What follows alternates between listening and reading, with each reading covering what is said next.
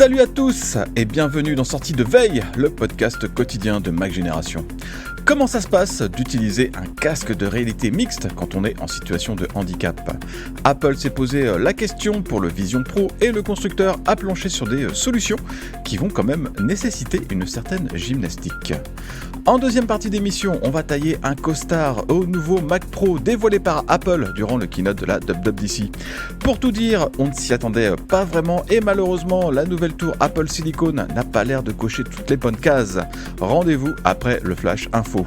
Nous sommes le jeudi 8 juin, voici les actus qu'il ne fallait pas manquer ce matin. Avec son Vision Pro, Apple était aussi attendu sur le terrain de l'accessibilité. Après tout, le contrôle de l'interface du casque avec les yeux et des mouvements de doigts dans l'espace pose de nombreuses questions pour tous ceux qui ont un handicap visuel, cognitif ou moteur. Fort heureusement, Apple y a pensé avec plusieurs solutions pour rendre le Vision Pro le plus accessible possible.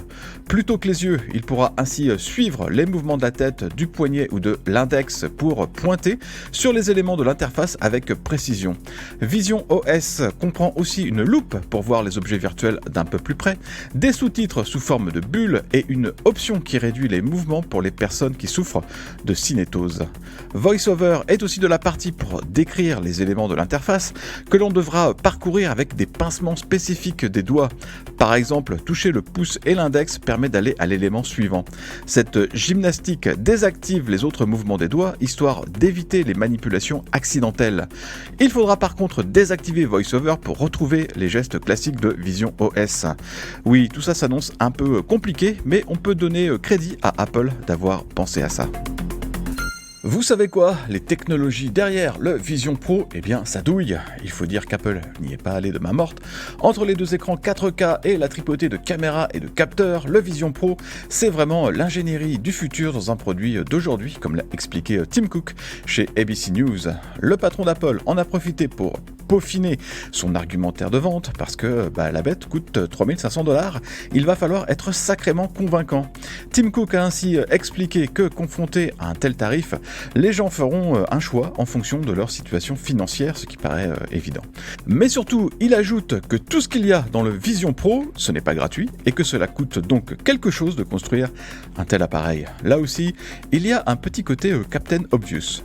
Mais quoi qu'il en soit, c'est un discours pragmatique et de toute façon, vu la hauteur stratosphérique du prix du Vision Pro, ça paraissait difficile que Tim Cook essaye de faire passer un autre message. C'est aussi une manière de confirmer le positionnement du casque qui sera vraiment confiné aux férus de technologies qui n'ont pas peur de craquer le PEL pour un produit plus ou moins en bêta. Mais ça, on le savait déjà.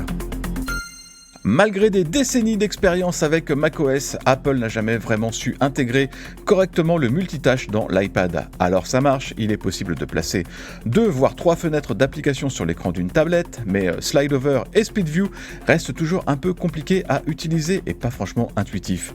Et je ne parle pas de cette horreur de Stage Manager. Le plus gros problème en fait, c'est que ces fonctions de multifenêtrage ont tendance à apparaître par accident et que les utilisateurs qui ne s'en servent jamais ne comprennent pas ce qui se passe. Apple règle le problème avec iPadOS 17, non pas en faisant un multitâche qui tienne la route, malheureusement, ce serait trop beau, mais avec une option qui permet de désactiver toutes ces fonctions. Ce n'est pas bête, pour beaucoup d'utilisateurs, l'iPad est un appareil monotâche qui affiche une application et une seule sur l'écran, et c'est très bien comme ça.